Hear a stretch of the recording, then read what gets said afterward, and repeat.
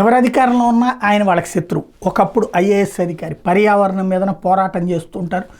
న్యాయ చట్టబద్ధమైన పోరాటం చేయడం అలవాటైనటువంటి వ్యక్తి. గతంలో జగన్ ప్రభుత్వానికి కొరుకుడు పడలేదు, ఇప్పుడు మళ్ళీ బాబు సర్కార్కి కొరుకుడు పడట్లేదు. తాజాగా ఏకంగా చంద్రబాబుకి లేఖ రాసినటువంటి ఏఎస్ శర్మ గారికి సంబంధించినటువంటి అంశం ఇప్పుడు వైసీపీ వాళ్ళ సాక్షి హైలైట్ చేస్తుంది. రాజధాని పేరుతో అమరావతి ప్రాంతంలో నిధులు ఖర్చు చేసి ఇతర ప్రాంతాలకు అన్యాయం చేయడం సరికాదని ఆయన విమర్శించారు. రాజధానికి 60,000 కోట్లు ఖర్చు చేస్తే ఎలా అని ప్రశ్నించారు. రాజధాని పేరుతో ఉత్తరాంధ్ర రాయలసీమను పట్టించుకోవడం లేదంటూ చంద్రబాబుకి లేఖ రాశారు. గుంటూరు జిల్లా అమరావతిలో రానున్న 3 ఏళ్లలో ప్రపంచ బ్యాంకు, ఏడీబీ రుణాలు, ఇతర నిధులని దాదాపు 50,000 కోట్ల నుంచి 60,000 కోట్లు ఖర్చు చేసేందుకు సిద్ధమవుతున్నామంటూ ప్రభుత్వం ప్రకటించిన ఆందోళన కలిగించే అంశం.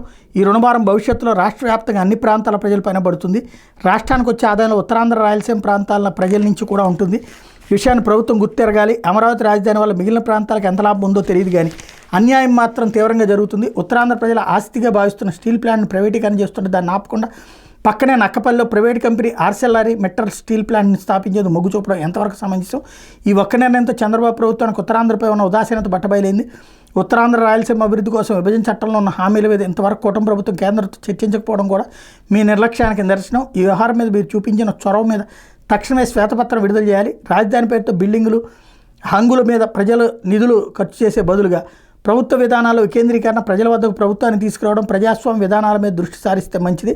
వెనుకబడిన ప్రాంతాలను విస్మరించి వేల కోట్ల రూపాయలను రాజధానికి ఖర్చు చేస్తే రాష్ట్ర ప్రజలు హర్షించాలన్న విషయాన్ని గుర్తించాలి అని లేఖలో కోరారు.